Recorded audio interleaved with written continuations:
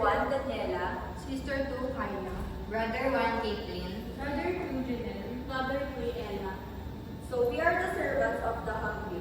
We chose this name for our family because it correlates with our patron saint, Saint Martin de Porres, the patron saint of social justice, racial harmony, and mixed race people. In line with that, we do believe as Letanites that it is our duty to serve other people in the presence of God and guidance from our patron saint. We are the servants of the hungry, and we are committed to feed the less fortunate or the hungry, especially the sick and the children, in accordance with our patron saint, Saint Martin de Porres, who is an advocate of social justice.